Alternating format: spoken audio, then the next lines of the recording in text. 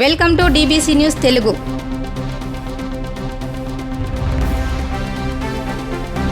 సిద్దిపేట జిల్లా తొగుట మండలం కాన్గల్ గ్రామంలో గల మైనా లేయర్ కోళ్ల ఫామ్లోని కోళ్లకు H5N1 avian influenza virus bird flu నిర్ధారణ కావడంతో పశుసంవర్ధక శాఖ వారి ఆధ్వర్యంలో మంగళవారం కలెక్టరేట్లో జిల్లా అదనపు కలెక్టర్ గరిమా అగర్వాల్ సంబంధిత శాఖల అధికారులతో సమన్వయ సమావేశం నిర్వహించి వ్యాధి విస్తరణ జరగకుండా తీసుకోవాల్సిన చర్యలపై చర్చించి తగు ఆదేశాలు జారీ చేశారు.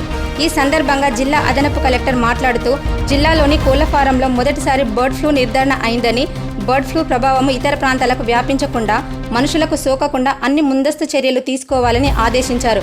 బర్డ్ ఫ్లూ సోకిన కోళ్ల ఫామ్లోని కోళ్లు అన్నింటినీ శాస్త్రీయ పద్ధతిలో భూమిలో పూడ్చివేయాలని అన్నారు. కోళ్ల ఫామ్లో పనిచేసే వారికి వైద్య పరీక్షలు నిర్వహించాలని అన్నారు. కిలోమీటర్ లోపు కోళ్లను గాని కోడి గుడ్లు గాని అమ్మకుండా చర్యలు తీసుకోవాలని అన్నారు. బర్డ్ ఫ్లూ సోకిన కోళ్ల ఫామ్ పరిసర ప్రాంతాలలో వాహనాలు రాకపోకలు జరగకుండా పోలీస్ శాఖ వారు చర్యలు తీసుకోవాలని అన్నారు.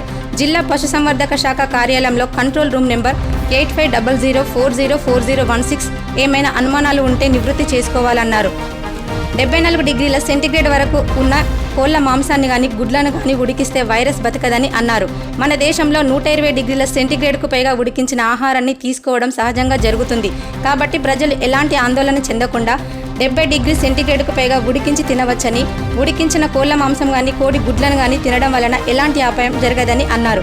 ఈ సమావేశంలో పశుసంవర్ధక శాఖ జాయింట్ డైరెక్టర్ అశోక్ కుమార్, జిల్లా వైద్యారోగ్య శాఖ అధికారి doctor Palvan Kumar, CI Mallesh Goud, DPRO Ravikumar, divisional panchayat అధికారి మల్లికార్జున్, రెవెన్యూ, ట్రాన్స్పోర్ట్, అటవీ, పశుసంవర్ధక శాఖ అధికారులు తదితరులు పాల్గొన్నారు.